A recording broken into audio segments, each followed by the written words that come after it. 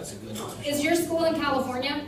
Yes, it's here in San Diego. Your school would be insanely unique because they're skirting the law. In California, your kid cannot go to that school without signing up for every single vaccine that is on the CDC childhood schedule. That school is being very brave because you can homeschool a kid and avoid it, but you cannot send them to any school, private or public, and still get the exemptions. So our question would be, how from a federal level can you champion the right of children to pursue education? Here's what I'm going to do. As soon as I get in there, first of all, I'm going to fire everybody on the FERPAC committee. Yeah. I'm going to fire everybody.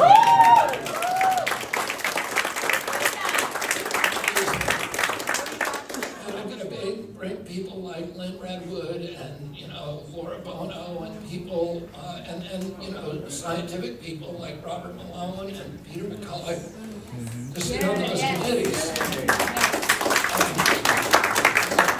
And actually look at the science and say, do we have enough science to be recommending this product?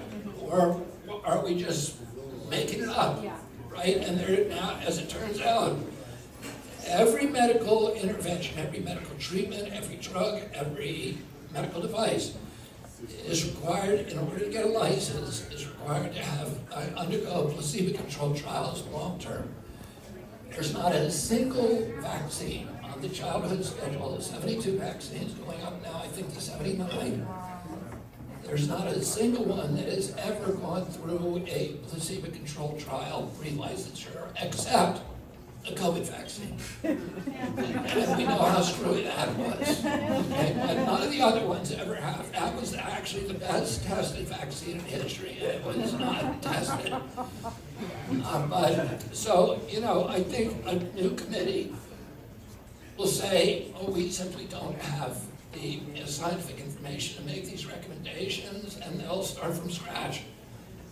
And I think that's going to change things. I think people will start understanding that this was, that we're looking at a health crisis, a chronic disease crisis, that, we've traded these harmless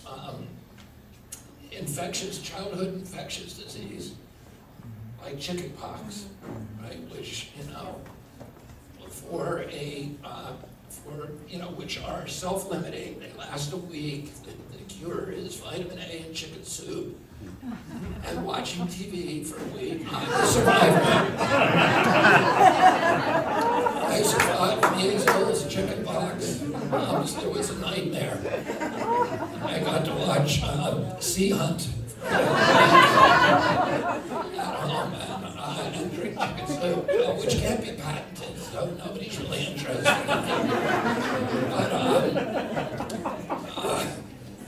And we've traded that, for seizures and epilepsy and all of this other stuff that are all listed on the manufacturer's inserts that are lifelong, incurable. Leave a child dependent for life on these, medical products, which they're making a killing, which they're charging us $4.3 trillion a year for.